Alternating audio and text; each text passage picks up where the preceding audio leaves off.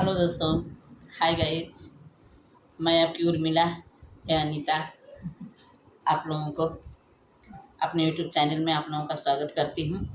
आशा ही नहीं उम्मीद करती हूँ कि आप लोग अच्छे खासे होंगे, स्वस्थ होंगे, मस्त होंगे। और आज हम दोनों बहनें एक बहुत प्यारी सी सोहर गीत सुनाने जा रहे हैं। अच्छा लगे तो कमेंट में बताइएगा। जन्माष्टमी आने वाली है, अभी आई नहीं है, आने वाली है। सोहर सुना रहे हैं। सोहर गीत कैसा लगा कमेंट में ज़रूर बताइएगा। अगर गीत पसंद आए तो लाइक, सब्सक्राइब, कमेंट और शेयर ज़रूर कीजिएगा। और अपना प्यार दुलार आशीर्वाद हम दोनों बहनों को दीजिए ताकि हम दोनों बहनें भी कुछ आगे बढ़ सकें। हम लोगों को भी आप लोगों के प्यार की ज़रूरत है, तो प्यार दुलार आशीर्वाद अपना दीजिए। जड़ल बांध के वाड़ाऊँ हम सुती लाओ मोर सासू सपना देखिला जगूरा सपनवा बड़ा सुंदर सपनवा बड़ा सुंदर हो मोर सासू सपना देखिला जगूरा सपनवा बड़ा सुंदर सपनवा बड़ा सुंदर हो।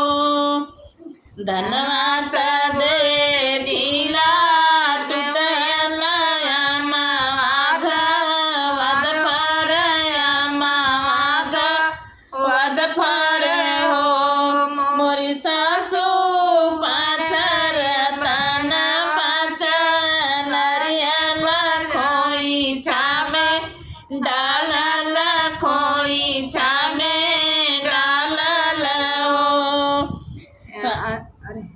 धन्यवाद दे कैला टूटल माघ वद फर माघ वद लगे हो मोरी सासू पाचर तन पाच नरियल खोई छामे डालल खोई छामे डालल हो।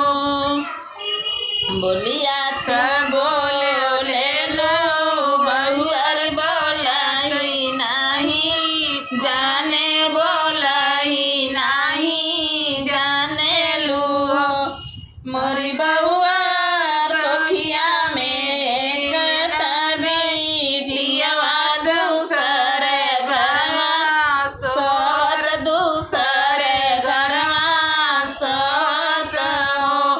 ए बहुअर कोखिया में एक तबीटियावा दूसर घरवा सवत दूसर घरवा सवत हो तबियाना फरा फाटल चिरैया बोले लगनी चिरैया बोले तबियाना फाटल होरी लाजा नमले होरी लाजा नमले हो।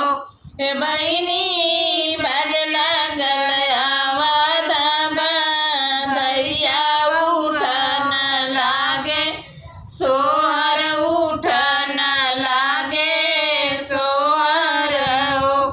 ए बहिनी बजल गयावद बधैया उठन लागे सोहर उठन लागे सोहर हो। चंदन का पेड़वा कटई में खटोलावा भी नहीं मैं खटोलावा भी नहीं बने हो।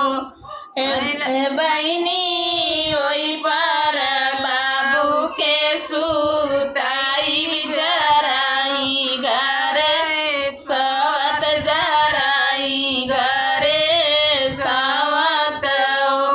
ए बहनी